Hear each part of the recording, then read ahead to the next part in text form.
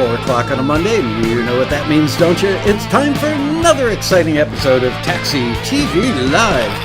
Yeah, baby. Yeah, this is one of those weeks where I'm hoping that all the tech stuff is working, and I would like to welcome our special guest today, Mr. Joe Longo from Bandzoogle. Hello, everybody. Lovely applause. Okay, let's see if everybody is seeing us. You guys seeing us? Somebody say yes. Make me feel comfortable. There we go. Okay. Anyway, just had the lights dim here. That's never a good sign. Joe joined us like a year ago for the Road Rally sequels and did a webinar right before he came. So he's done a similar webinar for this year. But I was telling him, I mean, we know each other. His boss, Dave Cool, is a longtime friend of mine, and that is his real name. Everybody asks. And he is that cool. And he and Joe are like, they could have been roommates at summer camp or first cousins or something. You guys are so similar in your overall. We've known each other a really long time. I've known Dave since before I worked at Bandzoogle, so we've known each other for maybe 15 plus years. But yeah, we've been told that before. Definitely. Yeah, it's like I bet if you guys went far enough back in the genealogy thing, you'd find that you're related somehow, because it's literally like talking to the same person, which is a good thing. Anyway, Joe really knows what he's talking about when it comes to websites. And as I said in the email that went out, oh, look at that, John Pearson, I love my Bandzoogle website. I've never met a taxi member that wouldn't say that. I would say 80% of our members, this is just a shoot from the hip number, but probably 80% of our members that have a website use Bandzoogle, and I've never heard anything but praise, so no surprise there. But at the Road Rally, we just finished up a panel, and the guys were setting up the chairs and the tables, whatever, for the next panel. And there was a music supervisor that was kind of kneeling down and slightly bending over at the lip of the stage. And people are saying, can you check out my music, and asking questions. And somebody handed him a business card with a QR code, which now that nobody really brings CDs to the Road Rally anymore, this person brought a business card with a QR code, and you zap it. And so he took out his phone, zapped it right then and there, and took him, the music supervisor, to a link tree. And he literally had this conversation saying, that's cool, but why don't you have a website? Why don't you have it all in one place? I want to know more about you. So here's like the person you've been waiting your entire career to get engaged with you and your music. And you've put up a little obstacle, not a major disaster. It wasn't a bad move. There's just a little better way to do it, which is a website. And I know that you guys believe that. So why is it that some people, is it because people just don't want to spend the pittance of a cost that it costs to have a website versus, it's a really good question. Linktrees, Linktree is kind of like a brand name. It's like Kleenex, right? It's it's a brand of, your link boxes, your link tower, some people we call it smart links. So Bandzoogle has a smart links feature where you can build your own link tree, so to speak, but as part of a larger website. So, the thing is, and this might be a trend that's going to die out sometime soon, but now the trend is for everybody to link to their link tree. So link in bios, like in everybody's Instagram bio and people's TikTok bio and their Facebook, they'll link, they'll have like a tiny URL, shortened URL that links to their link tree. And that's kind of replaced linking directly to a website, or even linking directly to your Spotify or whatever it might be. It's sort of become just a trend that everybody's jumping on board with, and it's kind of expected. But I agree with what you said. It's kind of like it's a little bit of a workaround. It's like one extra step. Yeah. Because why not just link to a website where you have things streaming directly there? You have all the information available. You have all your social links on your website anyways, where you can find everything else. It's all there anyways. Yeah. But you don't have to search through a link tree looking for a website if that's what you're looking for. I agree 100%. It's just the trend right now. It's more visually inviting to see, here's the playlist. Oh, here's the photos, rather than click to go there, hit the back button, click to go there, hit the back button. And frankly, I'm not a huge fan of SoundCloud because not everybody organizes it well. It's probably the best of those things that have ever been out there, but it's still a little clunky sometimes. And I can tell when I go to a taxi member's website, which I always get a little internal smile going on, like, oh, they got a website. Yay, a smart member. And then I see everything there. The only mistake that I still see a lot of people making, even though they may have everything you want right where you can touch it, in quotes, is a lot of people will use Fruit Loopy, what I call Fruit Loopy fonts, where it's very artistic and, looks very scripty and flowery. And yeah. I'm fanatical about that stuff because I've read a gazillion marketing books, and you want to make it as readable as you can. Nobody loves you because your font is hard to read. So there's that. Yep. Anyway, somebody in the chat saying Michael and Robbie Hancock were a lot taller than I imagined. I'm only 5'8.5". I actually shrunk an inch because I'm old, but thank you for that. Anyway, so we are going to give away a Bandzoogle a year-long package. And I asked Joe if he would do a half hour, like whoever wins it today, if he'd do a half an hour just to say, a little Q&A with you, the winner, to find out what you're doing, because he's been through this so many times over so many years. He can cut down the amount of time that you have to think about what you want on the homepage or what should be the features this or blah, blah, blah. So it's a really cool giveaway. But before we do that, I want to play the webinar that he pre-prepared. And that's about a half hour long. And then after that, we're going to have a lot of time left over for Q&A. So while you're watching the webinar, it'd be a really good time to bust out a paper and pencil, write down some cogent questions. And by the way, I want to say to everybody, for those of you who came to the Road Rally this year, thank you for that. And Bandzoogle was a sponsor, and thank them for paying for the chair your butt was sitting in, because those were free. And it's just...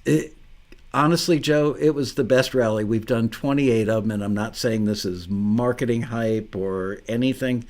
Yeah. The staff and I knew it by the end of the first day that it was lightning in a bottle this year. It's just the coordination of it was seamless. The quality of the content coming off the stage during the panels was mind-blowingly good. So everything that we hoped for worked out well. And again, thank you guys for being a sponsor. Give Dave a hug and a kiss on the cheek from me. And, I will. Thank you. But he's the only one. You don't have to hug and kiss anybody else in the company, just your best buddy. All right, so here we go. We are going to play the webinar now, and we'll see you guys in a bit. And please make sure to write down your questions. All right, here we go. Technology work.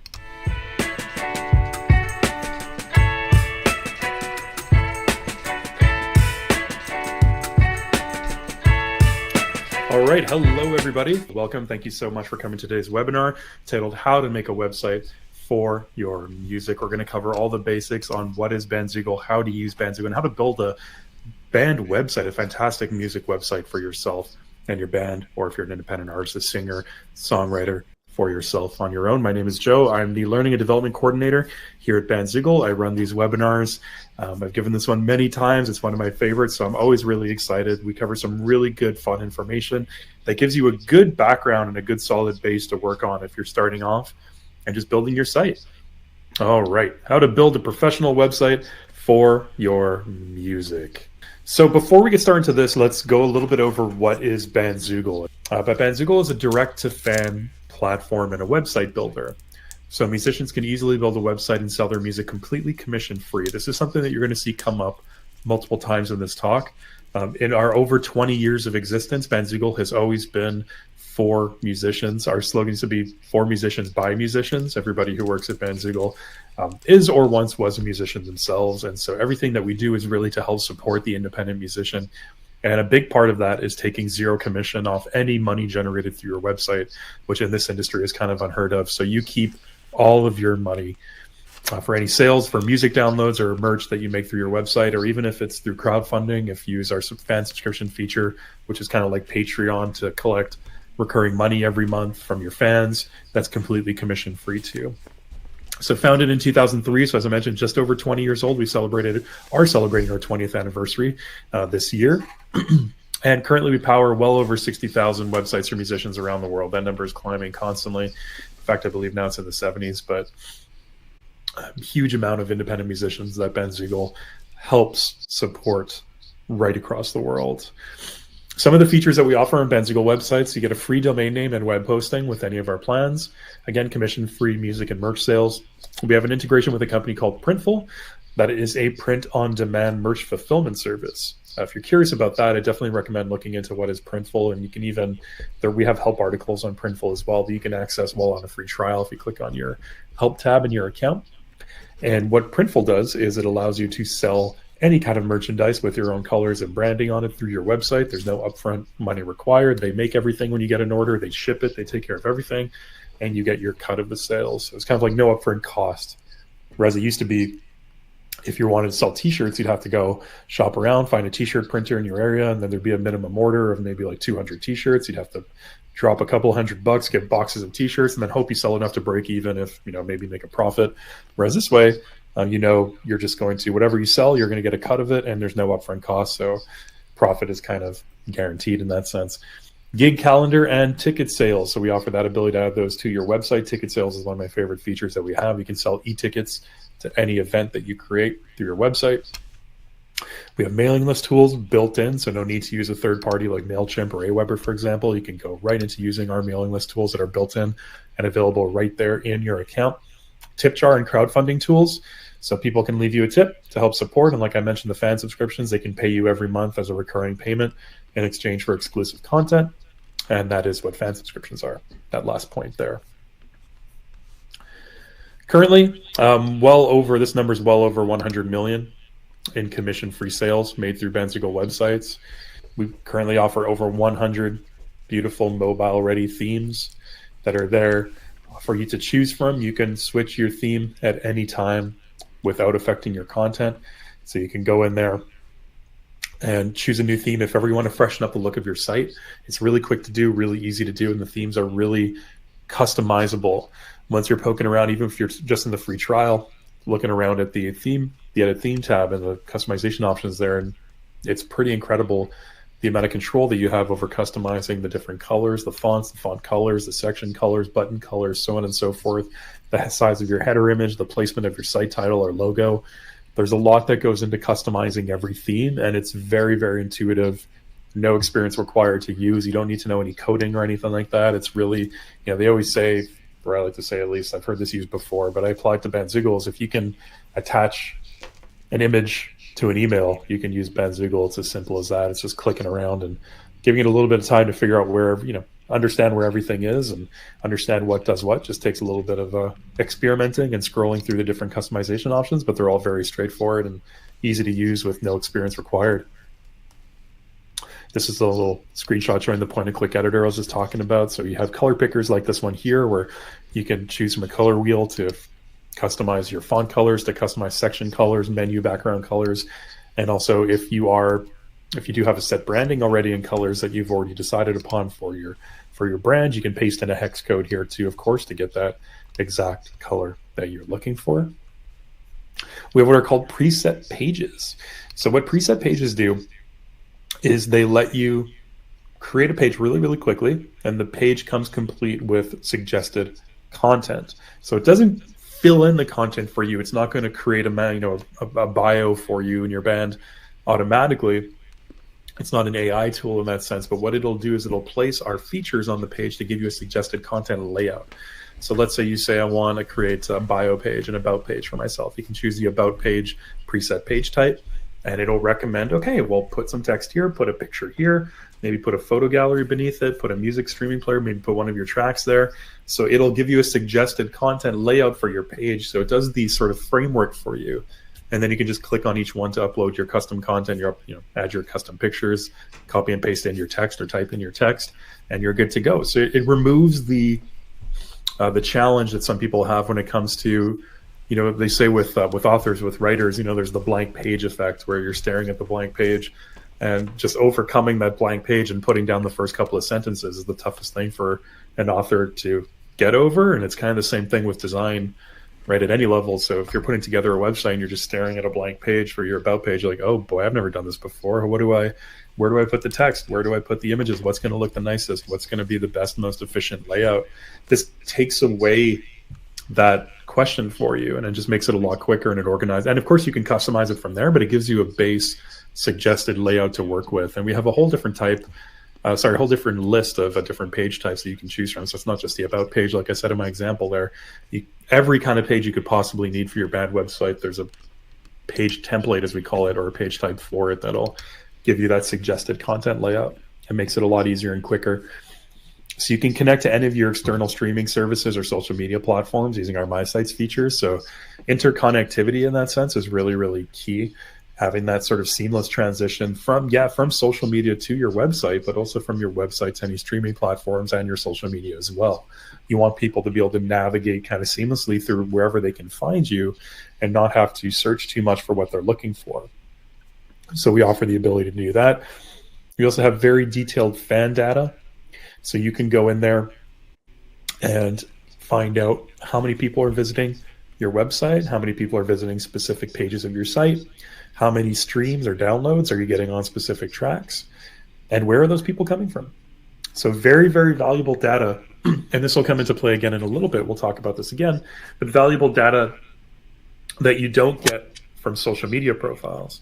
So when we get that question of, why have a website when I can just use social media, this is one of the big advantages. If you want to understand where people are coming from, where your fans are coming from, and what they're doing, what they're interested in, what they're clicking on, where they're spending their time, what they're looking at, this is something that is extremely, extremely useful.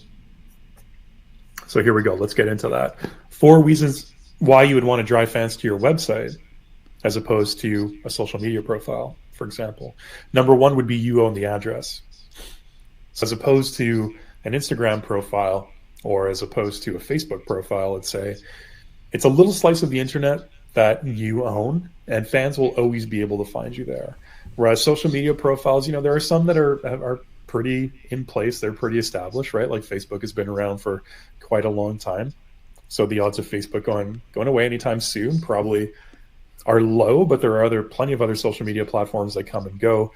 Whereas a website, it'll always be there. And it's kind of the one constant in that realm of people. It's something that people know if they need certain kinds of information, it should be a one-stop shop for them to be able to go and get that information from you.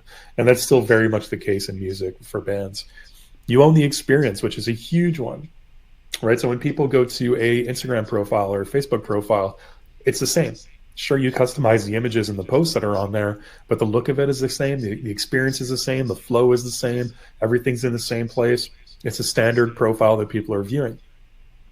With your website, you completely own that experience.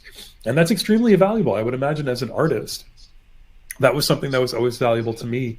When you are producing any kind of art, I'm sure as a musician, you're not necessarily a visual artist, but the experience that people have when they land on your website is part of them experiencing your music.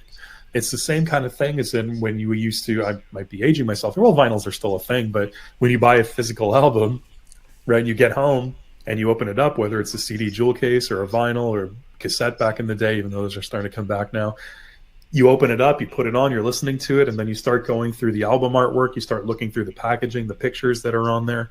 The visuals are part of the experience of how you're experiencing that music. It's the same thing with your website.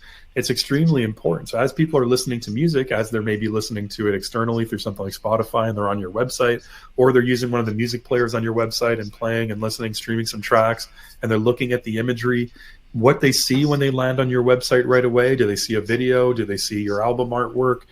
What music is present for them right away? What text do you have there to sort of introduce them to your background, to who you are as an artist? What kind of vibe do you want to create for the music? You completely own and customize the experience, which is priceless when it comes to any kind of art. And there's no distractions. Like social media, there's ads, they can click away to anything. They can click away to other profiles. There's a timeline where they have an endless amount of things being shoved at them. So how much time are they going to spend on one profile looking around when there's a million different other distractions? Whereas a website, there are no other distractions, and there's no ads on Bandzoogle websites. So it's just you.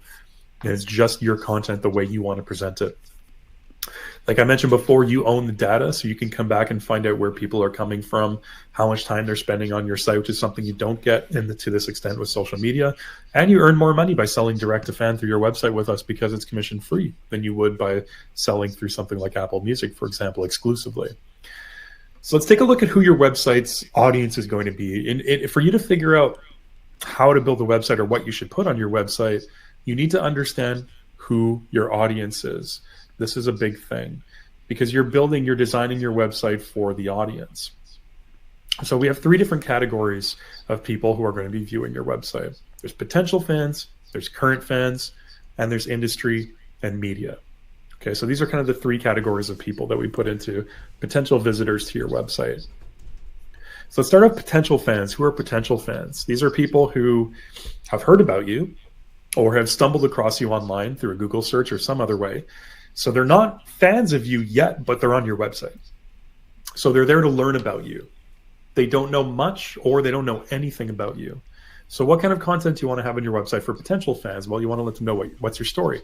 Give them something about you. Put your best song video right up front on your homepage for them to see and listen to, and get them on your mailing list. This is a big thing. In general, you don't want people leaving your website if possible without signing up to your mailing list, because then you can keep in contact. You can build a relationship with them, and you can market to them, which is extremely important. You can let them know when you have an album coming out, when you have a new song coming out.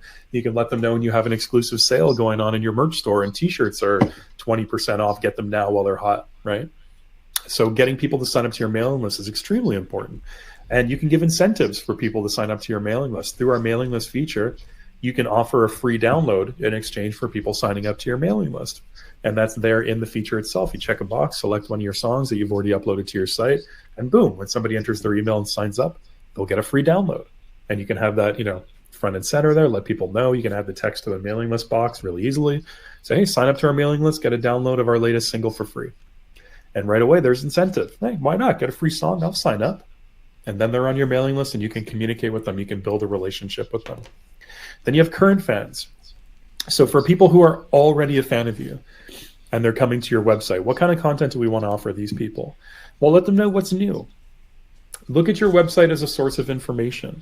So for current fans that are coming to your site, what's their incentive to keep coming back to your website more than once? Well, if you have updates there through, let's say, our blog feature, it doesn't necessarily need to be a full-fledged blog where you write out like blog posts, like article style, every couple of days or whatever it is. But you can use our blog feature just to post news updates, like status updates.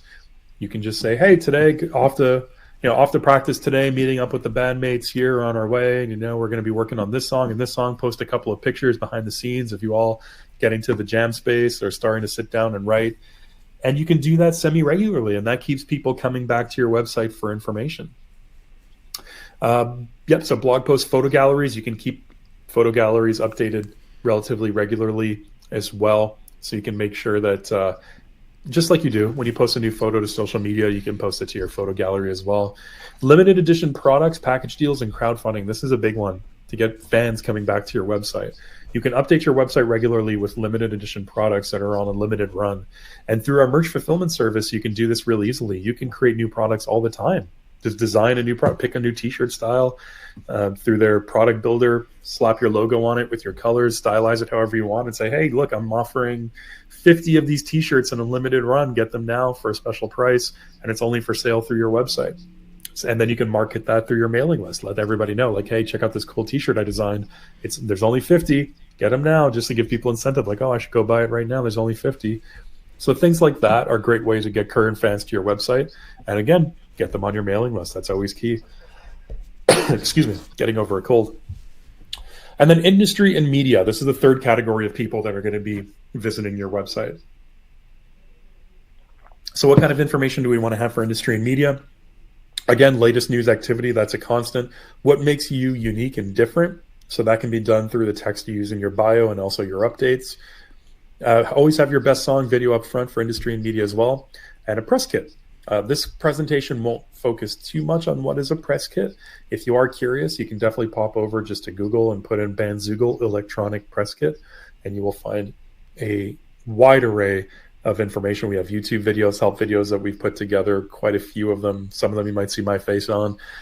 We have a lot of help articles, kind of blog posts, is talking about what are EPKs, electronic press kits, why do you need one as a musician, and how to make one. So if that's something you're curious about, definitely check it out that way. So now that we have an idea of who could potentially be visiting your website and in general what kind of information you want to have on there, let's really get into how to get started here. So what kind of content should we need in terms of like the nitty gritty? Like, what do I need? Do I need pictures? What kind of pictures? Do I need text? What should I have ready going into building my website? Well, you want a great main image. We call that the header image. It's the first thing that people are going to see when they land on your website. Okay. You need professionally shot photos. So professionally shot photos, that word professional, I'd put that in quotations. It used to be that if you wanted really nice pictures, you'd have to either know somebody with a really nice camera who knew how to use it, or you'd have to hire a photographer. These days with smartphones, it's everybody. Either you have a smartphone, or odds are you know somebody, a friend or family member who has one that you can at least borrow or snap a couple of pictures. But what everybody these days, you have the ability to go take some really nice high resolution pictures. So there's really kind of like no excuse to have these sort of like small, old, pixelated, grainy images on your websites. You want to have some really nice, high quality photos ready to go. You want to have your music, your videos, and also text. So news, a short bio written, but you definitely want to have a little bit of text at least ready to go. When it comes to the main image, the header image, so to speak, something that conveys your sound and works with whatever your branding is for your band. If you don't have anything ready, we have a huge library of stock images. So it's got probably hundreds of stock images that you can choose from, music-related stock images. So you could always use a high-resolution, really nice, professionally shot stock image until you get yourself some nicer photos. You can find something that's there are some that are really kind of abstract that could apply to a lot of different situations. So you could always find something there if you don't have your own. So you really want a really nice main image. Always use high-resolution, nice photos for your header, again, for background images. So within the section of your website, you can upload background images if you want to. You really want those nice photos there too. And also promotional photos. These are things that if you're going out and playing gigs, you want to have some promotional photos available on your website. And these are nice high-resolution pictures that people can download for web articles if they're going to be writing a concert review, if they're going to be talking about you as an artist, or if the venue is going to be making concert posters or just promoting the show on the venue's social media or on their website. They're going to need images of you or your band. So you want to have these promotional photos available on your site as well. Good or bad photos can create an either really positive image for yourself as a musician, as an artist, or a really negative one. If you have sort of really grainy, old, low quality photos, it kind of doesn't project well for you as an artist. It projects an image of low quality, of low effort. And that just sort of gets into people's minds, and that translates to how they perceive your music and as you as an artist. It sounds like it might be a little bit of a stretch, but it's definitely true. The whole visual experience to art is a huge part of it, massive part, and even for music. So when you're adding your music, there's different types of audio files that we accept. So we accept MP3, WAV, or FLAC files, any three of those. MP3s are definitely the standard for 90, mass majority of people who are consuming digital music and streaming it and listening to it. An MP3 is more than enough quality wise. And also the size of the files are relatively small. So if people are storing them on their device or downloading them, it doesn't take up too much space as opposed to a WAV file, for example. WAV files are good for if you're going to be selling, let's say, beats for sampling. Or if you want to provide a track to somebody who's going to be mixing it, then WAV files are of a higher quality that's going to be appreciated by them. But for standard streaming, for the average consumer who's going to be listening to something on their phone, on their computer, on headphones, MP3s are more than enough quality-wise. Definitely add your music to multiple places on your site. On the homepage, they say, the homepage is the most viewed page of your site, so you want to have your most important content there. So definitely add your latest tracks to the homepage. If you have a separate Smart Links page, what is a Smart Links page? Something a little separate. I'm sure you've seen these days, everybody has a link in bio, like a link tree, right? So if you view somebody's Instagram profile, for example, there's always like my links are here, and then you click there and it goes to a separate page where they have stacked links where you can find all their social media, wherever they are, whatever they want to link to, they put in this little stack that's called Smart Links. You can add those with Bandzoogle as well. So if you have a Smart Links page that you're going to be linking to from social media, add your music on there. Add an electronic press kit if you do have one. Add your music to there too. Videos, it's funny with videos. Videos are actually becoming one of the most standard kind of content, even with things like Instagram. Instagram traditionally, of course, was photos, right? And it actually started off on the app. It was sort of like vintage style photos. Everything would have a filter to make it look like it was taken with a camera from the 60s or 70s. And that was the beginnings of Instagram. It was all about pictures, right? Getting back to photography. After the original TikTok Vine had gone down and people were all video obsessed, it was like, let's keep it simple again and go back to photos. Now, even on Instagram, you scroll through Instagram, it's all stories that are videos, right? It's all reels that are videos. Even for permanent posts, it's not just pictures anymore. It's all about videos. So video has become kind of like the standard in content. So you definitely want to have some video content. When it comes to taking videos, it's easier than you think. If you don't have any experience with doing this, again, use a smartphone, prop it up on a table. I tell people this all the time. You can go on Amazon and you can get like an $8 tripod that fits any smartphones, a little plastic thing, but they're durable. I have one myself that I got on Amazon. I've been using it for 4 or 5 years now, and it's just fine. And they're not expensive, and you can prop it up and you can pop your phone into it and you can film yourself. If you don't have any video content, it doesn't have to be a fancy big budget music video, right? It can just be you with some nice lighting, sitting in front of your favorite plant, playing one of your songs acoustic, or just talking to your fans and giving them an update and posting that onto your homepage and updating those videos regularly. Video content is expected, I should say, these days, more than any other type of content. And it's probably one of the easiest content to do. Just turn on your phone, turn on the video. Instead of a picture, picture, you got to like place it perfectly. You got to set up the picture and the lighting good. Video, just turn it on, slap it on. People appreciate just seeing something there and being able to interact with you and hear your voice in that sense. So text, you do want to have some text prepared as mentioned. So, homepage, have a short version of your bio ready for the homepage. Don't overwhelm people with too much text on the homepage. You can put a much longer bio in an about page and a separate page. Have some information ready about your music, about your albums. So if you are posting an album for streaming or for sale, have a little paragraph, a little blurb there that'll let people know the background and the inspiration for the album. And have some news. Get ready to post regularly on your site and update people on what's going on with you. Choose yourself a website template. So templates are all mobile ready, meaning that you have a mobile site automatically that goes along with your desktop site. So when you build your desktop website in Bandzoogle, if you view it from a phone, it's going to automatically update and show the mobile version of your site. So all our themes are mobile friendly. Pick a theme, completely customize it to suit your design and your sound. So you might think, why is a mobile website important? Well, people actually will be visiting your website from a phone now more often than they will be from a computer.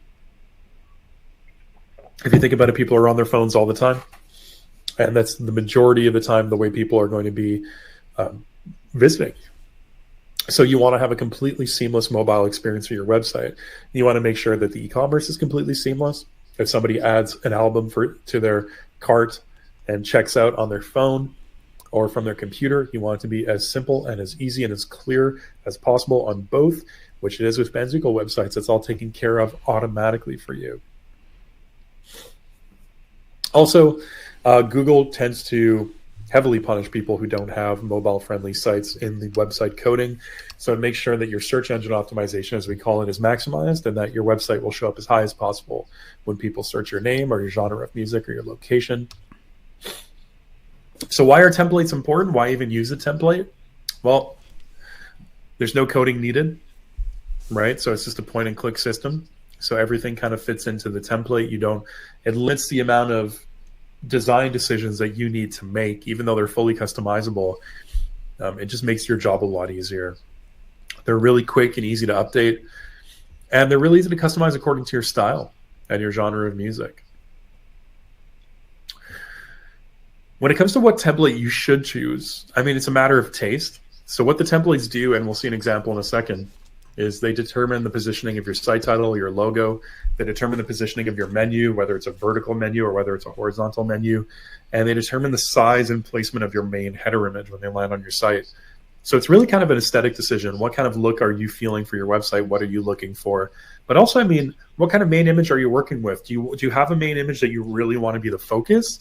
Then maybe choose a template that has a full screen header image that when you land on, it's just one big photo. If you have an image that you want, you don't necessarily need to be the main focus, then you can choose a theme that has a smaller area for the header image where the menu maybe has a solid background. And so the picture isn't the only thing that they see when they land on it. So there's things like that that can determine what template you wind up choosing. And also, we do have different categories of templates based on your genre of music. So you can choose a specific, when you're choosing a template, there are categories on the left that you can click through. So you can click your genre of music and there'll be suggested templates with pre-built in color combinations for that kind of music. So you can choose one that way as well. When it comes to choosing your colors in general, there's a rule in graphic design to stick to a 3-color system. Okay, so a primary brand color, something that's going to be the main color of your brand, a contrasting second color, and a third accent color, as we call it. Okay, and the accent color is going to be a complementary primary or secondary color. Typography, keep your type really, really simple. Okay, you don't want to get too fancy with the text on your website. Keep it very sort of, we say sans serif fonts. Sans serif fonts mean fonts where the lettering doesn't have any fancy sort of designs on it, like Times New Roman, for example. Those are called serif fonts. Sans serif fonts, just plain blocky text like Arial, for example, is probably the most popular sans serif fonts. They're easier to read. Your main concern is that you just want your website to be easy to read. That's the big thing. You don't want people to have to struggle to read text. You don't want to get too fancy with the design of the text and the background colors or the text colors. Don't use your text as a design element, in the sense that don't try and put flair onto your text to add design to your website by making pink text on a purple background color, for example. All that does is it makes the text harder to read. People have to strain a little bit more, especially on a phone, to read a paragraph of text. Just keep the text easy. In terms of colors, so the font color on a colored background, keep it as close to 100% contrast as possible. 100% contrast means black on white or white on black. So as close to that as you could possibly get with your color scheme, keep it to that. The goal, keep everything easy to read. So for your main menu on your website, okay, so the main menu being the pages that you build out. So anytime you create a page or remove a page, it's going to add a menu button or remove a menu button. We say keep it to roughly 8, okay? 8 pages, 8 menu buttons. Most band websites don't need any more than this. Have one clear purpose per section. I will talk about that more in a minute. So have a clear purpose for every page of your website. And have your simple page names, menu names. Avoid getting too creative with your page names. You want things to be clear, easy to understand for the visitors to your website so they know what's where, they know what they're clicking on, and they know what they're going to get when they click on it. So let's take a look at an example here of when I said the 8 different pages. Okay, so it says homepage, about, music, shows, photos, videos, store, press kit, and contact. The standard sort of 8 pages that you can build any music website around. You don't really need to deviate too much from that. This covers most things that any musician or band will possibly need. So if you're looking for inspiration, and when you create your Bandzoogle account, you can sort of choose what kind of content you want to include, so it'll create the pages for you. So you can start off by building these 8, or you can add them later, remove later. But if you really want to have an in-depth, comprehensive site that covers kind of everything that a fan would need or a potential fan would need, this is the max. So if you start to put together a website and you're like, oh my God, I have 20 pages, you're doing too much. And you want to sort of pull that back a little bit and abbreviate everything. So when you do get the replay of this presentation, of course, you'll be able to replay it, stop and start. You'll have a good sort of description here of what we recommend putting on every page of the site. I won't go over this too much right now, but you can definitely come back and pause and really, really take time to go through this later on. On the homepage, one thing to mention, include a call to action. And a call to action is a box, and you'll see this here. This is a good example. This is a call to action. So we have a feature called the call to action feature. And when you add that, it'll add a call to action box over your main website image like this. And this is great because like in this example, you see you can encourage people to join your mailing list. You can encourage people to go to your music page to stream your latest album, to listen to your latest single, to go to your store page, whatever it is that you want to promote. So it grabs people's attention right away and it calls them to take a specific action. So you definitely want to make use of that on your homepage. Here's another example of someone who's using the call to action feature. Again, prompting people to sign up to their mailing list. Again, something you can come back to and check out a little bit later on, things to include on your about page. Nice example of an about page here. This is somebody using our image and text feature, which formats a photo right next to some text really beautifully on the page. And you can see they have a really subtle semi-transparent background image and back there too that gives the page a nice little pop. So things to include on your music page. You can come back and pause on this later if you want to get a full list and some inspiration of things to add on there. And then an example of somebody's music page here too, which I find to be really, really good here. So they have 2 different albums for streaming and for sale available there side by side. Really kind of visually pleasant pops. Things to include on your shows page. A nice example of a shows page. What I like about this example is that you see that they have a live video there as well. This is something that people always like to see. I like to see it whenever I'm landing on a band website and looking into them and I'm looking at their tour dates, especially if you're thinking about maybe buying a concert ticket. If you have a really good live video there that they can stream and watch right there placed for them, it gives them an idea of your live show, what the live experience is like, what you sound like live, and it might encourage them to pop in and see you for a show. You got a good list here of what to include on the photos page.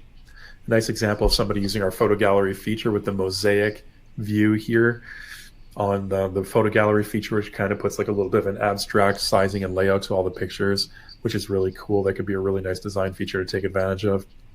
A good list is here for you and things to include on your videos page. Nice example of our videos page here. So you can embed as many videos as you want to, and you can put them in up to a 3-column layout. Here they did a 2x2 side by side like that because they had a couple of videos that they wanted to feature. So they blocked them in 2x2 like this, which looks really good. Nice example of a store page here. Emily Kinney, longtime Bandzoogle member. All her merch laid out there really nicely on her store page. And things to include on your contact page, and also a press kit page, last but not least. So you can always come back on the replay and pause on any of these slides if you want to access this list of what kind of content to include. And also a list of things to include in your potential electronic press kit if you do want to build one for yourself. But again, if you are interested in building a press kit, I definitely recommend just Googling, again, Bandzoogle electronic press kit, or look up on YouTube, Bandzoogle electronic press kit.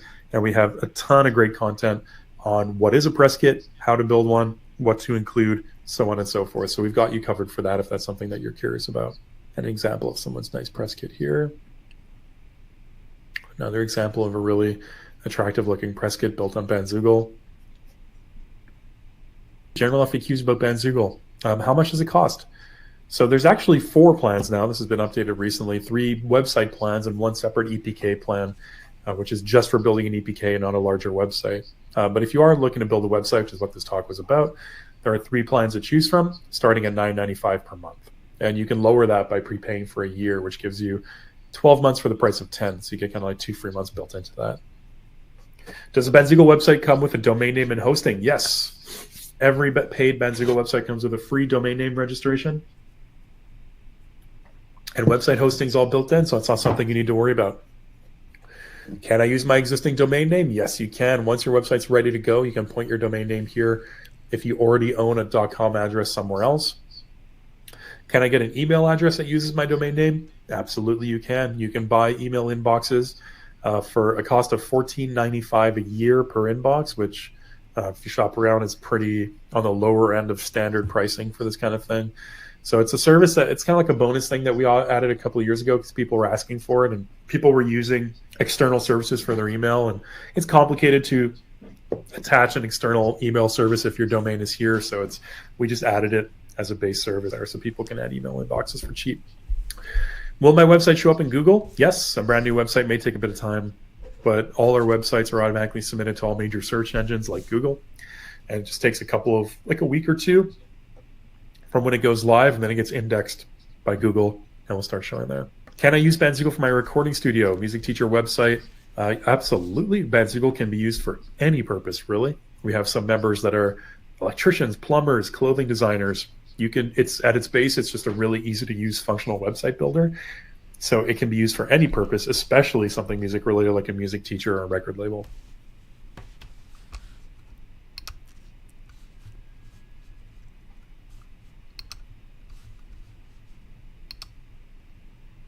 And there we are. Can you guys hear us okay? I'm not hearing your mic, Joe. Oh, I haven't said anything yet. Oh. That was great. I'm sure people are going to have questions. I've got a couple of questions, so I'm going to lead off to give them time to formulate theirs and type them in. First of all, it's great. I cannot believe you guys have paid out $100 million and not taken a penny of commission on that. Wow. It's kind of mind-blowing, yeah. It really is. I mean, $100 million. I mean, it's just mind-blowing. For merch, is there a sweet spot for pricing? The reason I ask is my own selfish reason is we've got Taxi t-shirts, and we sell very few of them. We don't aggressively market them, but we do market them with links in various places on our website and at the road rally, blah, blah, blah, in emails.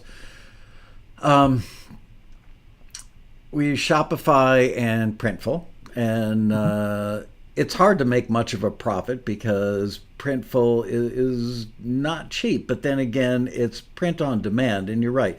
I mean, there are other years that we've spent $3,000 printing up shirts. Warehoused them, took them to the road rally, and sold 20% of them. So I like the fact that it's print on demand. It's easy breezy. You don't have to get your hands dirty. And I don't know what we're charging for our T-shirts, but it's not a lot. And yet they don't sell. Is there a price point that you've noticed among Bandzoogle people who sell T-shirts, or you guys yourself, that seems to be the number? That's a really good question. So, just to address the print on demand thing that you mentioned about the profit and how that works. So really, of course, when you work with print on demand, which we recommend 100%, for the reasons I kind of mentioned there, but it's for because you can freshen up your merchandise however much you want. And when you go with a merch fulfillment service, you can choose from different types of like existing clothing brands. And then even once you choose a brand, you choose, let's say, a style of t-shirt, then you can customize it from there. So you can choose like the type of embroidery on the logo, whether it's just printed flat onto it, whether it's embroidered, so on and so forth. So there's all these different options that's going to affect the price of the t-shirt. So it gives you flexibility, but if you want to make something that's a little bit cheaper so that you can mark it down, because maybe the people that you're selling to, your fan base, or the people who attend the rallies, maybe that there's a price point that works better for them, so you can make a bit of a cheaper product. So that's not to say that it's going to be like this garbage t-shirt that you get at their service, but you know what I mean? It's not going to have like a fancy stitched embroidered logo on it. It's, it's something like that. It's going to just be plain cotton blend instead of something a little bit fancier. It's something that's functional as a t-shirt, but it's going to cost a little less to fulfill. Yeah. I mean, you can use it to wipe your face off after you throw up from drinking too much at the convention. Yeah. It doubles as a washcloth. Anyway, sorry. Got you off your game there. Exactly. In terms of sweet spot for t-shirts, I've seen people try and sell t-shirts for $35 to $40 before, which doesn't work. Then it just becomes a real, like, your hardcore fans are going to buy them if maybe there's the new album artwork on it and it's kind of like a collector's item, that maybe they'll buy it. But generally for t-shirts, it's anywhere in that $20 to $30 range. I know that that's broad, but you do see a variety of pricing that tends to work. I think it's not so much the price. I've been asked this before, so it's a really good question, Michael. I think as long as it's under the $30 mark for a t-shirt, it's regarded as fair. But if a t-shirt's not selling, it could be the artwork that's on it. It could be the placement of the logo. Maybe it could be, something could be done that's a little bit more visually interesting to people for a t-shirt. Maybe it's the color schemes. It could be anything. So, but the beauty with Printful is that you can switch it up and you can experiment with different things without any upfront cost. So you can say, you know what, I'll do 3 or 4 alternate designs, put them up for the same price, and see maybe if those sell, and you can experiment. I just noticed something as you're talking. Look at the logo behind me in that studio. Yeah. Oh, yeah, there you go. Could you see that? Yeah. Yep. I wasn't even thinking about that when I put this hoodie on this morning, but it's where my first job in the industry, so I'm very loyal to them. And Anyway, people are asking questions. I've got a couple more I'm going to get out here. First of all, I saw Big Little Lions, one of our all-time most successful taxi bands, which brings me to an important point. Yeah. For some reason, ad agencies in particular, and to a lesser degree, but it's still not nothing, production music libraries, people in the industry love authenticity now. And so they hate saying that they use music from libraries, because in the old days, production music libraries were canned music, stock music. It had kind of a cheesy connotation. The quality of what you can get now from production music libraries is essentially record quality, because there's so many people that have learned how to produce great music and write it. So I know several taxi members that have created fake bands because people at the ad agency want to show their client. Let's say it's International Harvester and they're doing a thing on a commercial on tractors, and they want an authentic Americana band that goes out and plays. So you can make a website that, now it's the Mike and Joe Americana band, even though we live in separate cities, we're never in the same room recording, but you give the veneer of it being a band so that the ad agency or the music soup working on it can give some level of authenticity, comfort level to the guys at International Harvester or John Deere or wherever. Look at that. We got an actual band. These guys wear flannel shirts and work boots. They're so cool. Do you find that, oh God, somebody just said taxi wet t-shirts. He's a genius. Not quite, Dan.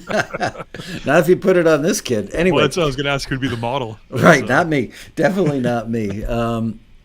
But do you find people, I know several of these people that have a different band for a different genre and a different type of end user / agency. They could be an electro pop band and they put on different clothes and different haircuts, and then they're an Americana band and they bust out the flannels and jeans.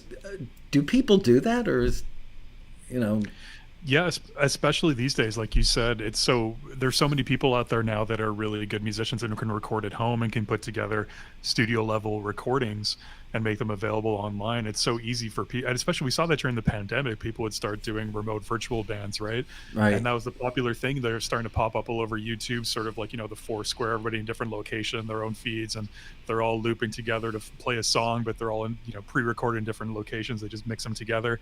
That became really popular at that point. I think people realized how simple it is to do these days with the technology we have available to us.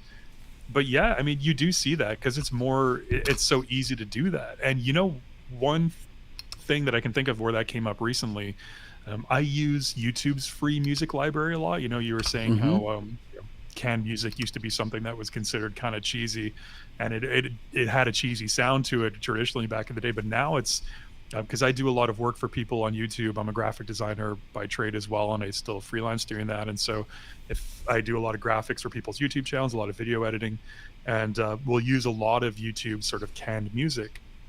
And there are people who are musicians by trade, who are in bands, who are performing artists, who make music on the side for services like YouTube to use as their default music, or even just other platforms like Instagram or TikTok, when you can choose music to go in the background of a video or post that you're making.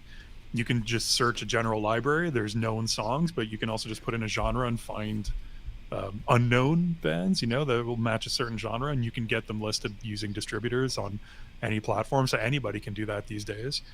And in some instances, you can make royalties off of that. So it is a thing for sure. People are kind of like musical chameleons now. Yeah, because they've got the tools. They always had the music in their head and their heart, and now they've got the tools to make real, record quality music. You talked about mailing lists. I could not agree more. People don't realize the power of a mailing list. Social media, I'm telling you, we have done tests where we've run the same exact offer, the $100 off on taxi, same deadline, same everything, just so we had a baseline. And we did so much better with our email list than we did with social media. So I encourage all of you, and people are probably, most of our members, if I had to make an educated guess, about 80% of our members are into music licensing for film and TV.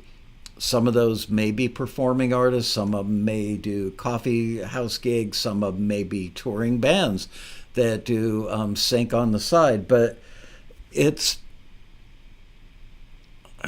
hard for people to connect with, well, I'm a composer. I do, that funny little music when Kim Kardashian can't get the cap off the milk container in that stupid reality show. That's what I do. Who's going to go? I don't have fans. You're right. You don't have fans. What you have is a music supervisor bending over at the end of a thing, at the stage at the road rally, taking a card from somebody with a QR code, got that part of it right, but having Linktree and not having a website with a playlist. More importantly, something I don't believe you mentioned, I did pay attention throughout, was posting videos of your placements, which is really important for composers. And I don't mean composer like, conducting with a wand or anything. I mean composer like somebody just who does down, down, down, down, down, down, and that gets used in whatever reality show. The more clips you have of brand name shows, the more credibility you have. You're not building up a fan base. You're only trying to impress your potential customer. So I think Bandzoogle having the video capability is just awesome. If I were one of my members and I did a Bandzoogle site, I would have like dozens of clips of my music being used, because that tells any music supervisor, any editor, any other production music library, instant credibility. Oh, not only is this person good enough to get signed by libraries, but they're good enough to make the right kind of music that the libraries are actually getting used in these shows. So I'm a fan of that whole thing. Now when it comes down to photos, somebody should teach a course on how musicians should take photos, because they do have a different aesthetic from like year to year, generation of music to generation of music. The big hair male and female artists of the 80s. I have taxi members that have photos left over from when they were a rock star. They'd like to be a rock star again, but now they're 55 and they will use that same photo. So do you have any general advice, or being a graphics person, where can they go to learn what type of photos are the best for them to use at this stage of their career? That is a very, very good point. And I know that was touched on in the webinar a little bit, but this is something that I really see all the time, how, that sort of analogy of your website being an album cover. When people land on your website, the visuals that they see are going to set a tone. It's going to communicate a vibe to whoever's looking at the website, that's going to accompany the music that they're listening to, that's going to accompany whatever videos they might see. And so that initial sort of large, what we call a header image that you see right away when you land on a website, is so important. It sets the tone. So when it comes to imagery, it's got to be really carefully chosen. What I tell people all the time, if you're capable of doing it and you're confident, everybody's got a smartphone these days or know somebody who has one, right? And you can really easily, you can get $10 tripods on Amazon and just set up your smartphone. And if you can get an interesting spot with good lighting, if you're handy with that kind of stuff, then it's really easy to do them yourself. But to your point, keep it fresh. People can tell if they land on a website and there's a pixelated stretched image that was taken, in the 80s, that was scanned 4 times over and, imported to 4 different file types, and it's just super pixelated. People can tell, and what that does is it gives off an air of unprofessionalism. Even if it's a photo of you when you were a rock star in the 80s and you were a professional at that point, it gives off an air of currently you're not up to scratch with current technology and you're not able to market present yourself as an artist professionally in this day and age. That's just what it communicates to people in the industry or to the casual fan. So new photos, even, have your old photos, have the classic photos on there in a photo section on the website, have the gallery on there too. But your main images are so important. So if you're not capable of taking them yourself, or you just don't have any ideas, to be completely honest with you, it's cheaper and cheaper now than ever to get a photographer. I think this used to be, from what I remember working with bands like 15, 20 years ago, it was a little bit more niche. These days it's become a little bit more of a common hobby for people. And it's easier to find freelancers these days. Maybe that's what I should say. Oh yeah. There's services like Fiverr. You can go online, you can find people's Instagrams, photographers locally you really like, reach out to them, and they'll do some work for you under the table. They'll meet up with you for 3 hours, plan something, get some photos, and boom, you have them, and it's not going to break your bank. So if you don't think you can do it yourself, even though it's very doable, just look into, and it doesn't have to be a big through a management company, just Right. look for a freelancer, check out their Instagrams, find somebody whose style you like, who's maybe done stuff with musicians before, contact them and hire them for a couple hours and get a good set of photos, and you're set for, 2 years, 3 years, whatever it might be. Yeah, and think about what's in the background, what your location is. Oh, And yeah. years ago, back when our primary customer was somebody who was looking for a record deal, we forwarded somebody's music to a major label. They were looking for kind of a southern hard rock band, like a 38 Special kind of band, doing a revival of that style. And this guy had great music. And we called him up, said, it's great. We sent your songs, your lyrics to the label. They want to see a picture. The dude looked like the missing guy from the Allman Brothers Band, which is okay for that style of music. I mean, he had, Yeah. very long hair, but he took a picture of himself with his shirt off, with his guitar strapped on, standing in front of his road rack full of outboard. And it was just like, nobody, if you were the frickin' Beatles, you would not get signed using that photo. It's such a bad thing. So run it by somebody. It's like your music. Don't ask your mom. She's always going to like it. Don't ask your Yeah. wife. Ask a total stranger. I'm whatever you are, a wannabe rock star, an aspiring, sorry, I shouldn't say the W word, an aspiring rock star, or I'm a working composer in film and TV. Do you think this picture is appropriate? Yeah. And I would ask people of the same gender. Don't go to Target and get guys walk up to strange girls and say, do you think this picture is appropriate? Because you're going to get arrested. Anyway, I see people in the chat room I know would get arrested just for being who they are, but it's okay. We'd let you come to the road rally anyway, right? All right, let's get to their questions now. Yeah. I'm going to scroll up because there are quite a few, actually. Excuse me. I'm looking.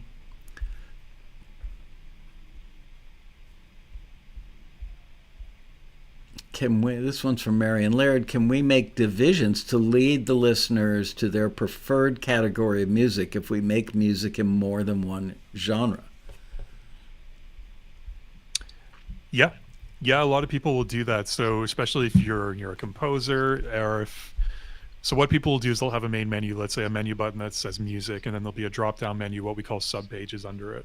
So if they hover over music, then the drop-down menu will come up and it'll have the different categories. So some people divide it up like live music or, studio albums. And then it'll have like session work, and they'll have some embedded songs that they've worked on that they've gotten credit for. So yeah, that's really easy to do, and there's nothing wrong with doing that. I would definitely recommend breaking it up instead of having it all on one page on your site.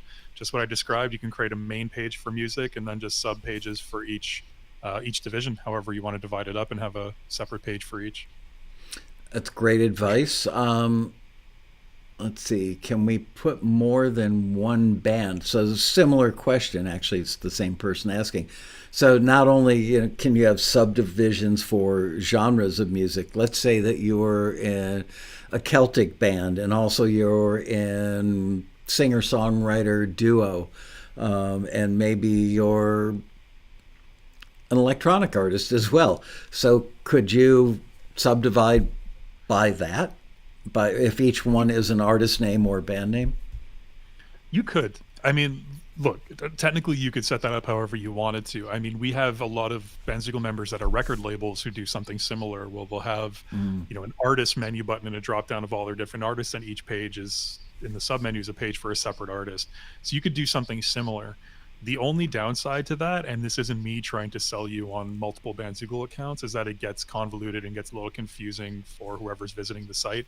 Yeah. In what context, you have to think, in what context would somebody be coming to your website who knows about your multiple different bands or personas and wants to learn about each one? Odds are they maybe saw you perform live in one, or heard you, found you on Spotify for one, so they're coming to find you for that specific project. And great, learn about all the other ones, which you can always do.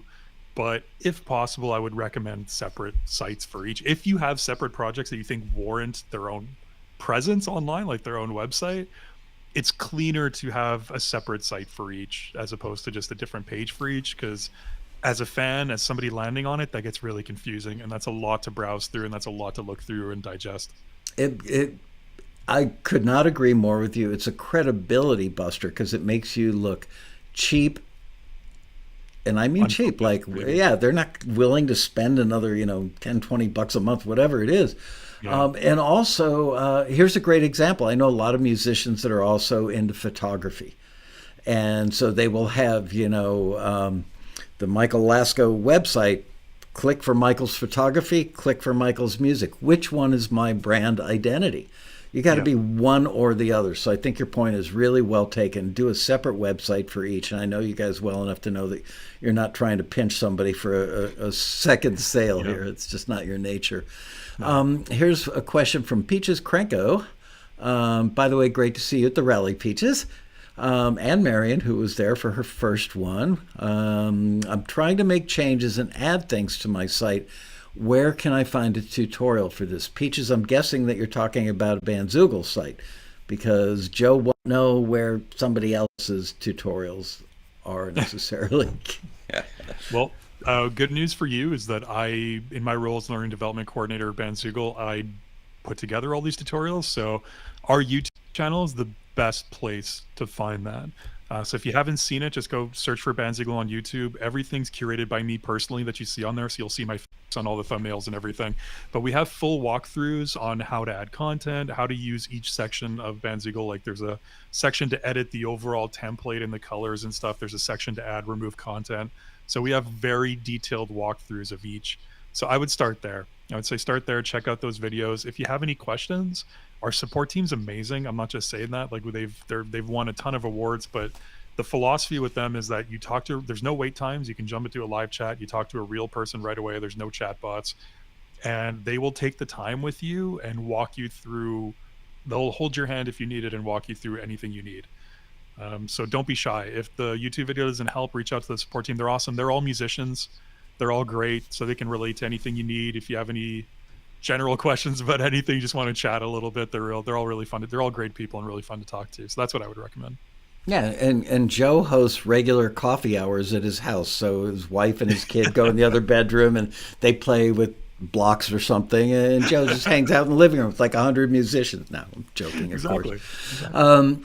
Bruce Capaferri asked an interesting question. What kind of security do you have? And I'm assuming he doesn't mean armed guards at the company's front door. So you're talking about web security. Yeah, so every website with Bandzoogle is encrypted and has the SSL security certificate automatically assigned. So we've never, in 20 plus years, we've never had any kind of data breach. We always make sure that we go with as top of the line servers as we possibly can. Right now we use Amazon servers, which are extremely, extremely secure. Also, we don't save, this is probably the big thing. So we don't save any personal information on our end. So for example, your financial information is not saved on our servers. That's all saved through whoever the payment processor is that you attach, whether that's PayPal or Stripe. And these are two of, if not the two biggest, well, probably behind Apple Pay now, but two of the largest online payment processors in the world. So it's hard to find something a little bit more secure than that. But to answer the question, we've never had any kind of data leaks, and we don't save data that could be dangerous if it was leaked on our end anyways. Even like your card information, we just save the last 4 digits for security verification purposes. So even if people just get the last 4 digits of your card, it's useless. Aside from that, maybe your email, but even that's never been leaked. So, and let's face it, we've all been hacked already anyway. About a month before the road rally, I got a call on my cell phone from a guy with some reasonably legit sounding company name, but I was immediately suspicious. And he says, "It's Michael Lasko." And I instinctively said, "No." He goes, "Really? You're not Michael Lasko, whose social security number is?" And he read off my social security number to me. What? Yeah. They figure 75% of all of us have been hacked and have our information on the dark web already. So, yeah, strange time to be alive. Looking for more questions. I think I went back too far. Here we go. Here's one from Riney Bear, who I heard singing at the road rally. Good job, Riney. I have a pro plan and I pay every year for my domain name. Is Is included domain name a new feature you now offer? No, so every paid plan has always included one free domain. So what I would recommend is to get in touch with support, and they'll walk you through moving it over to Bandzoogle, so that what happens is it gets renewed every year for free as part of your plan. So definitely reach out to the support team. They can help you with that. Somebody also asked, can I port my domain name over from elsewhere to Bandzoogle? Yeah, so without going into too much detail, because this is going to give everybody a headache, but it's there's two options. One, so let's say your website's with Bandzoogle, you can definitely register a domain name through Bandzoogle, or you can own it somewhere else like GoDaddy or something like that. If you own it somewhere else and you want to keep it there for whatever reason, there's technical reasons for why some people want to keep it somewhere else. You can point it to your website here, or you can transfer it over completely so it's now held at Bandzoogle, and you manage it through your Bandzoogle account. So there's both options. Okay. Scrolling down. Somebody, when I was scrolling up, somebody said, oh no, the video wasn't showing. It was him down in the corner, but a taxi image over the middle. But that's not what I was seeing on my end. That is weird. Same. Yeah. I'm scrolling.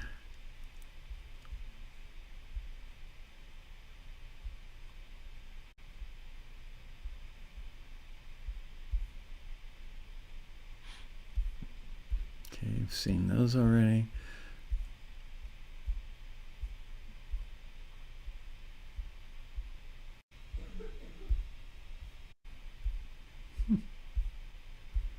You guys just stopped asking questions? Come on.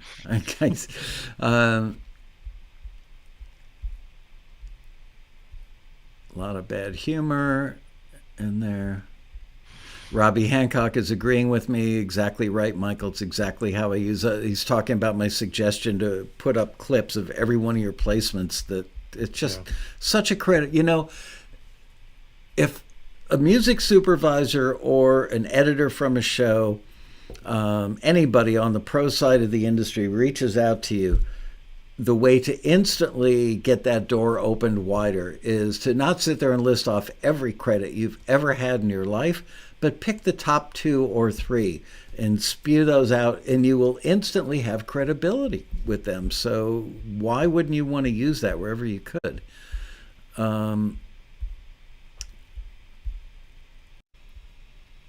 Nobody else typing in the word.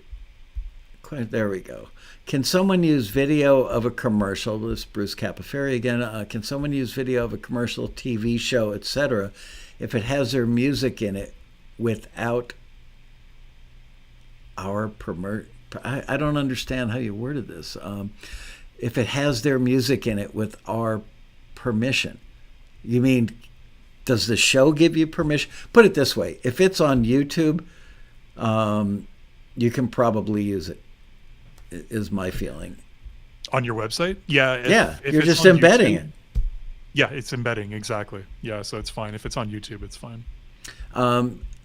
Maybe to take that thought a little further, and I'm not sure that you're an expert on this. I'm not either. So the two of us can look dumb at the same time, Joe. If somebody takes a clip, let's say an hour-long show is actually up on YouTube, like on the ABC website or whatever. Yeah. And somebody's got a 19-second scene with their music in it. Can they take that clip from YouTube and do an embed with that on their Bandzoogle or any other site? So to embed it, you would have to embed the entire hour-long thing. You can't embed just a time snippet from a longer video. What you would have to do is download it, edit it down, re-upload it, then embed it. Then that's a problem. Because technically you're not allowed to download YouTube videos, even though there are sites online that'll do that for you. Technically it's not allowed. So yeah. Okay. So the answer is you're probably going to jail. Paul Croteau, who knows everything about everything because he spends way too much time researching in depth so that the rest of us don't have to. Paulie says, Bruce Capaferri, it depends. I've had videos blocked due to copyright, even though the music in the scene is mine. I've heard about that happening. There's AI bots now on YouTube that'll sort of flag people's own music as being copyright infringement that they're using on their own YouTube channel, and then they appeal and it gets rejected and they still get a strike for it. It's happening more and more now. Here's a question from Luke and Music. Yeah. I have a Bandzoogle account. Oh yeah, we did the opening of the road rally was an hour and a half long panel on AI, and I felt like it went really well, but I knew going in, I spent more time researching and writing questions for that panel than any other panel I've done in 28 years of doing the road rally. But I knew that we were all going to walk out of there with more questions than answers because there is no resolution on anything. It's in the embryonic stage as far as the music industry is concerned. Yeah. Where did that one go? I have a Bandzoogle account with an outside domain name. I'm going to let the present domain name expire. Can I contact Bandzoogle with a new domain name to be registered through you? Yep, you can. That was easy. What they'll do is they'll take off the one that you have somewhere else from your account, so you can just add a new one for free. Okay. Let's see if I missed any others. I've Michael Shalata. I created mine through GoDaddy. Is this a two-parter? I'm pretty unhappy with it. I don't want a cookies announcement and advertisements. Can you do better? I don't even understand that question. I'm sorry to say, Michael. Created mine, a website with GoDaddy. I'm pretty unhappy with it. Don't want a cookies announcement. Oh, you don't want a cookies announcement. I thought you meant you made cookies. No, I didn't actually. Does it mean like an opt-in banner kind of thing where like we're tracking your cookies, do you consent kind of thing? Yeah, or do you prefer snickerdoodles or chocolate chip? Yeah, exactly. All those important things. I don't want a cookies announcement and advertisements. Can you do better? So can Bandzoogle do better than the GoDaddy thing as far as not having advertisements? I'm guessing that they built the freebie on GoDaddy that means that you have to show their ads. I haven't checked out their plans in a while, but it might not even be the free account. I think sometimes on their like lower tier accounts, they'll still show ads. There's never in any circumstance any ad placed on any Bandzoogle website. That's not something we do, so you could definitely do better. Yeah, because if you did, I'd have a taxi ad on every single website that was ever built for you. The first thing you see on every Bandzoogle website. Yeah, that's what I'm talking about. Does Bandzoogle still give free website critiques for customers? Yep. So what you can do is you can reach out to the support team through email or live chat and just say, I'd like a free site review, and they'll get back to you within like 1 to 3 days usually. And they're free.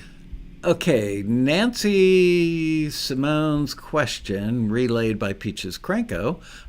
For artists, what's a useful and effective way to have a licensing page? What should be included? So I would need a little bit more information on what exactly. So I'm assuming maybe you're licensing, like we have people who license beats. Are you licensing, like some people license sound effects, some people license... This would be songs and instrumentals for TV shows, movies. Gotcha. And, yeah. So that's an interesting one. That question doesn't come up too often, but we do have people who do that through Bandzoogle. The only thing is that we don't have the system to be able to, like, it's a one-time checkout, let's put it that way. No, they don't mean actually doing the licensing through Bandzoogle, that you guys are the front end store for it. They mean that they it? Yeah, I'm somebody who creates music for film and TV. So right. What you're good with this stuff. What are the top 3 or 4 things that should be on the homepage of somebody who creates songs for dramatic TV or maybe instrumental cues for reality TV? For sure. So the good thing with that is that you can create a site that's a little bit more simplistic than, let's say, the average band or artist, because you don't necessarily need all the promo photos. You don't necessarily need a big background bio, right? The big thing is kind of what you were talking about before, Michael, where give like 2 or 3 examples of relevant big projects that you've done that are recent, that you think are gonna that are going to impress, that are going to give a good example of what you do. I've seen people just sort of have different categories for samples. So let's say if they compose music in different categories, different genres. So once you land on their homepage, they'll have like streaming players, but for different genres, just 2 or 3. And then there'll be links to click to listen to more if people want to browse a library of more tracks that they've done. But the big thing there would be getting in contact. So right away, you want to have samples, things that they can stream and listen to, video if possible, and then a clear way for them to contact you if they're interested in either, finding out how they can license things, or maybe contacting you about getting something personalized done. So that's what I would say. And then decluttering it as much as possible. Keep it simple, because again, if somebody's interested in licensing, they don't need to know your life story, and they don't need to see a million pictures of a cookout you had last week. Right? I was Mrs. McGillicuddy's standout student in the 3rd grade choir. Yeah, exactly. Nobody gives a damn. And you tell them by saying stuff like that, or talking about the barbecue 3 weeks ago, you're holding up a sign, waving a flag going, I'm an amateur. I'm an amateur. Yeah. You're absolutely right. Keep it, the KISS formula. Keep it simple, stupid.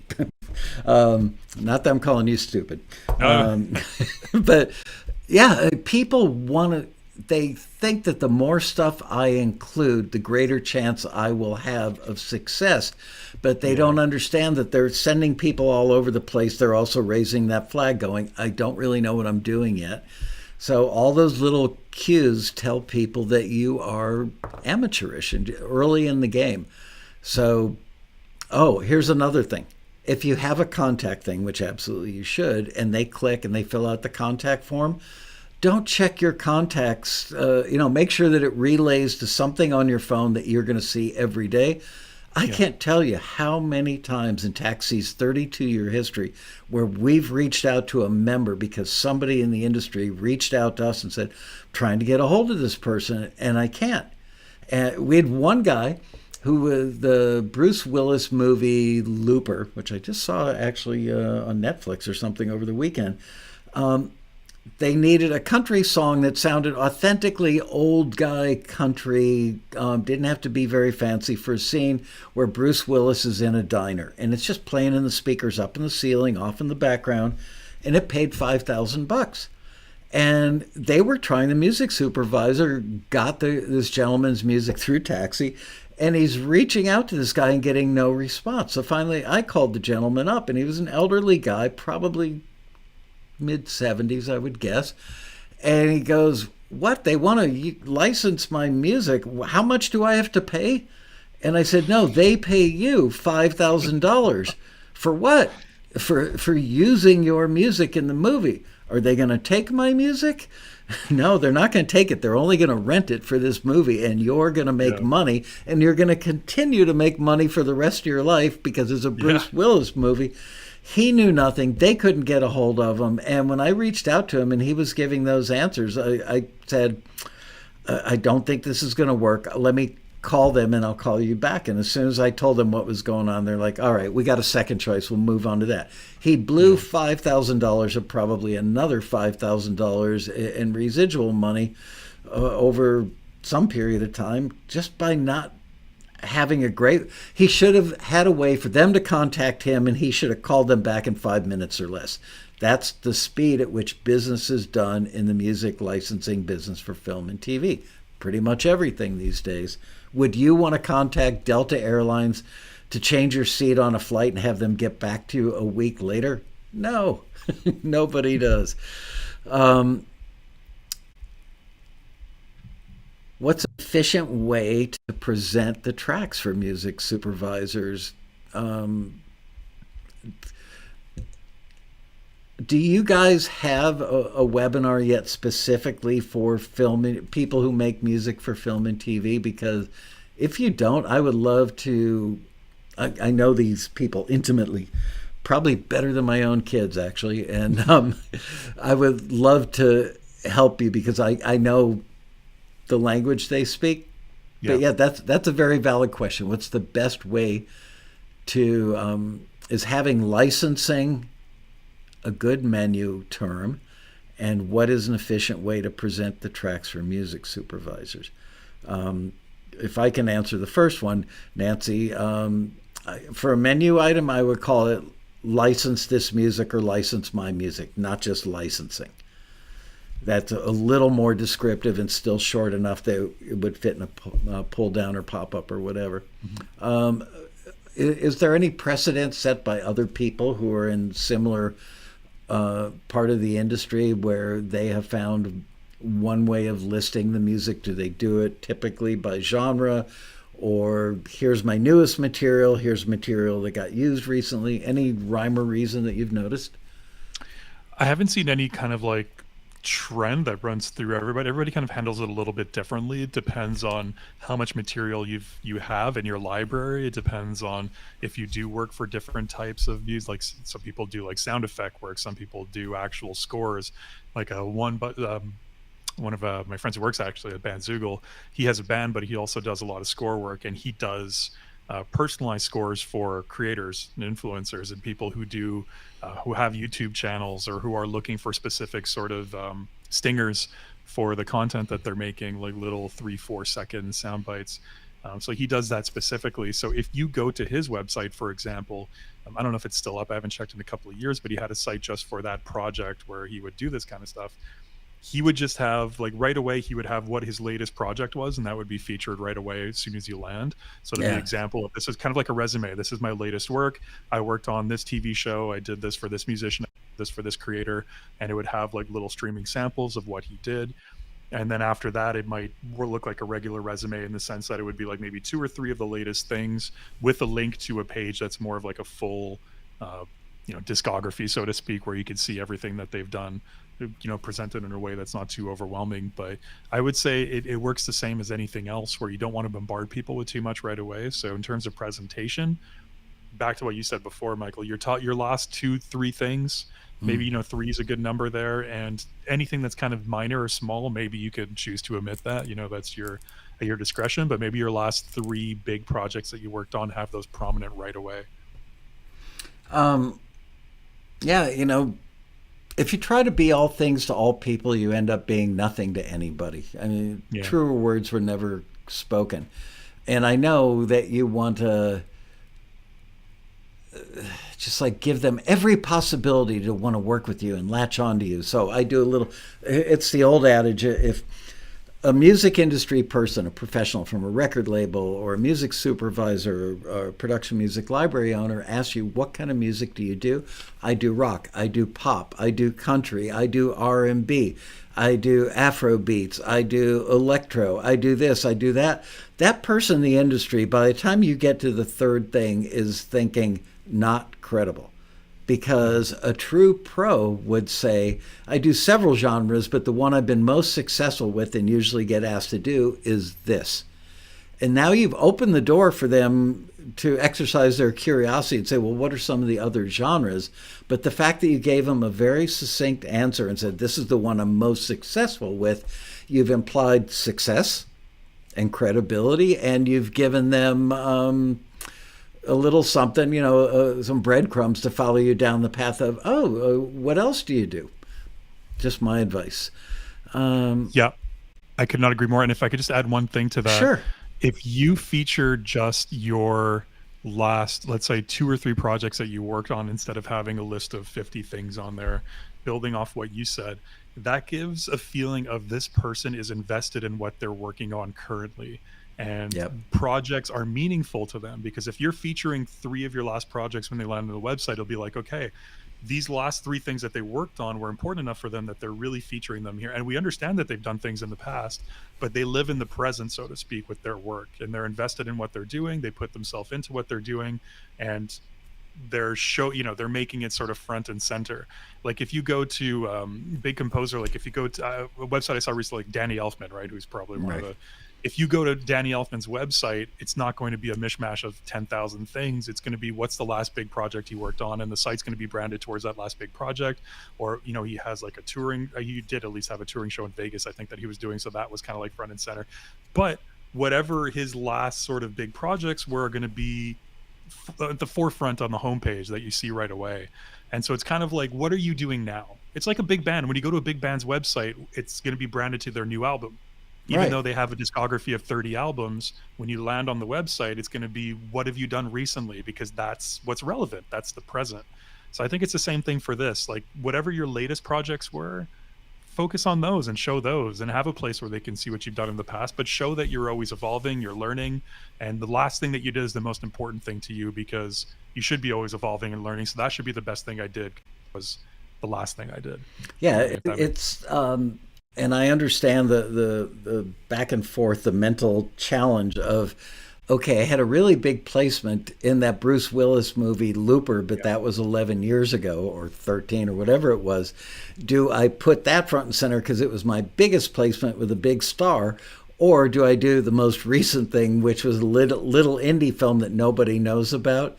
So I can understand that dilemma. And because you could put 2 or 3 up front, to make it pop more and not have dozens and dozens, I would say have them both there. Have the first one maybe be the most recent, but have Looper be very visible. So, well, if he's good enough that his music was used in a Bruce Willis movie, there you go. We are out of time. Actually, we're a minute over. Oh my gosh. I hope the internet gods don't get pissed off at me for this. But we need to do a drawing, and somebody is going to win a year of Bandzoogle and a 30-minute consult with you, clearly a world-class expert on what they should include. And unless you're in the business, it's hard to know. Let's face it, You couldn't take a photographer and say, go write a song. So take advice from Joe, because he knows what he's doing. All right, so here's what we're going to do. Not yet. Don't jump the gun, you guys. In a minute, we're going to type in the letter B, and Ashmita is sitting in the office on the other side of the wall from mine, and she's going to go, bink, and wherever her finger lands, that person is the big winner. If that person is already a Bandzoogle customer, then, I've got to make a big decision here, executive decision. They could either get next year a Bandzoogle for free and take the 30-minute consult, or we could just have you take the 30-minute consult and let somebody else win a year of Bandzoogle. I don't know.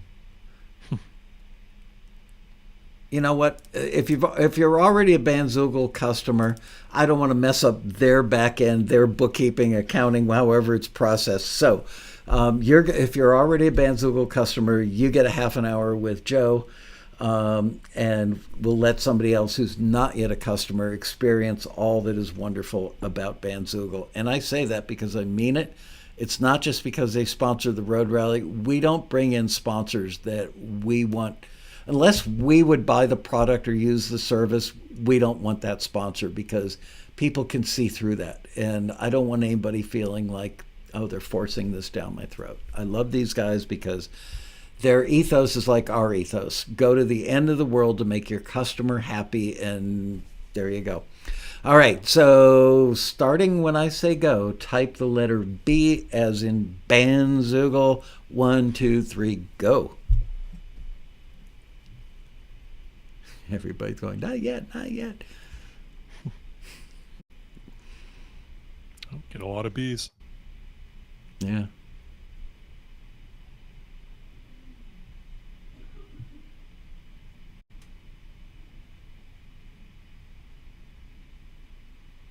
You can wait till they all load up, Ash, and then run your finger up and down. I don't want the people who are early in the game to feel like they've got a better shot. So nice to see how many of you guys are at the Road Rally. By the way, that's what I'm going to do. Next week, we're going to do a Road Rally Roundup. I just want to hang out with you guys like back when we used to do the Quarantini happy hours and talk about the Road Rally, the good, the bad, the ugly, what we should do more of, what we should do less of, what you enjoyed the most, that sort of stuff. I was going to do it last week. We forgot to send out the email promoting it. So there you go. We messed up. And let me know when you've got a winner, Ash.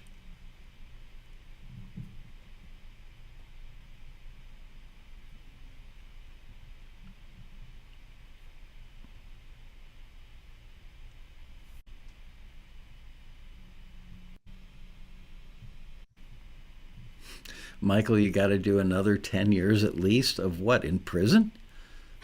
I thought the last sentence was long enough. All right, Ashmita, you're going to pick a winner. There we go. You got a winner. I know. Who is the winner? Who is it? The suspense is killing us.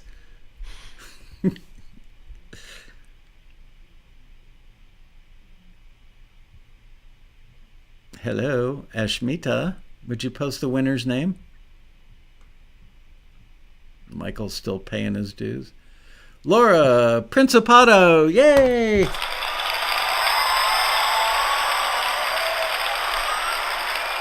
I don't have a drum roll. I've only got applause. I've got.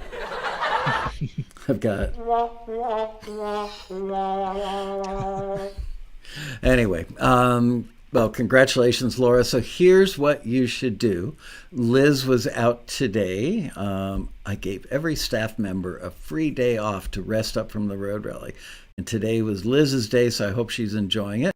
But send an email to liz@taxi.com and just put in Bandzoogle winner. Hey, Laura, I forgot to ask you, are you already a Bandzoogle customer, or are you somebody who needs the entire package of Bandzoogle and Joe to go? Joe to go.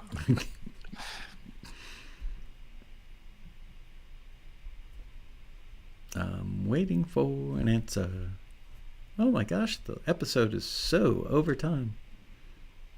How's the weather up there, by the way? Are you guys getting any snow yet? Not where I am. No, I'm in Montreal, and it's still pretty mild. We've had a really mild fall so far.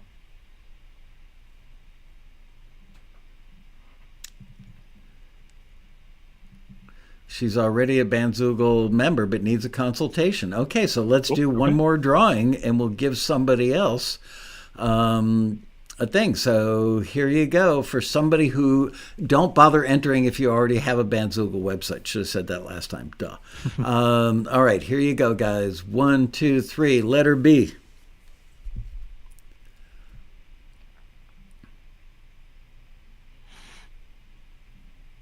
B, not Z.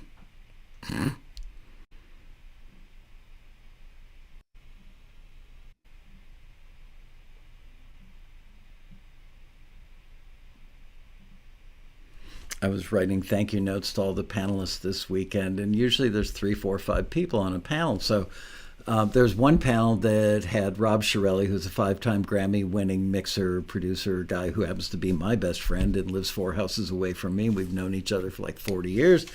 And a very close friend of his named Ron Harris, and a very smart, newish taxi member named Robina Ritchie Barker. And she came up, she made a comment during an interview I did with her about letting go of Precious. And we've all seen that. Somebody in the band that wants their song in the album, or this word has to be in the vocal, or it's the best thing I've ever written. So I thought, wow, letting go of Precious, let's do a panel. The 3 of them were so amazingly good that I sent them a thank you email over the weekend saying, you guys were great. You're like the Avengers of this topic, superheroes. Robina actually took Avenger bodies and put their faces on with Photoshop. She did it so well. It's like the best Photoshop face plants I've ever seen, and sent it back. It was hysterical. I wish I could put it on the website or our social media. Maybe I can. I'm just afraid that I'm going to get, whoever owns the Avengers is going to break into my house and kill me in my sleep for doing that. I don't know. All right, have we picked a winner?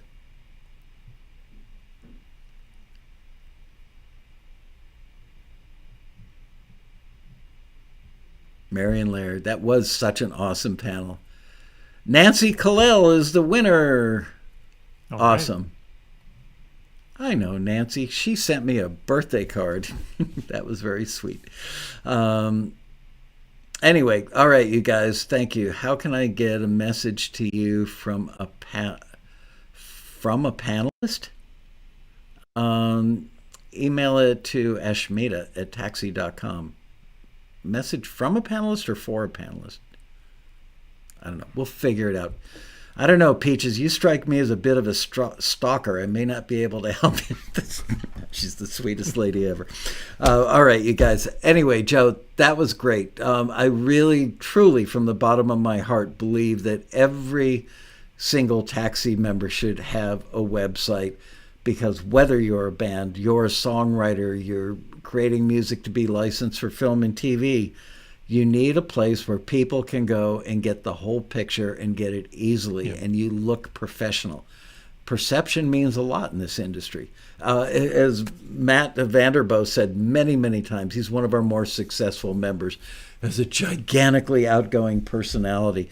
And he says, my music's not that good. I mean, I do frankly know composers that would win Composer of the Year award over him every time, but that doesn't matter. In our industry, it's not about having the best piece of music. It's about having the right piece of music to solve the problem in the scene. Do we need to elevate this sad emotion? Do we need it to amplify the action in the scene? So you could have a better song that doesn't do as good a job of those things, and the B plus A minus will get picked because it just works better in the scene. So there you go. You need to tell your story and let people know why it is they need the music you've got. With that, Bandzoogle, Gloria Covington, coming in last minute here, says Bandzoogle's great. Very happy with my website. Like I said, I've never met a Taxi member who wasn't. So, Joe, thank you so much for taking the time to do Thanks this. For having me. I know that it's family time for you, and probably for a lot of my viewers as well. And say hi to Dave. Will do. And thank you for doing this. Thank you for the half-hour consult and the website. And we will connect you when the winners connect with us. We'll forward them to you, okay? Yep. So I'll get the contact information of the person, and I'll reach out, and we'll figure out what works best for you. Perfecto. Yep. Thank you very much. Don't forget, you guys, Road Rally Roundup next week for TAXITV. And after that, the MLC, who is at the Road Rally, is going to explain, for those of you who weren't at the Road Rally, what the MLC does and how much of your money might be sitting in their bank account. And with that, I bid you a fond farewell, everybody. Bye-bye.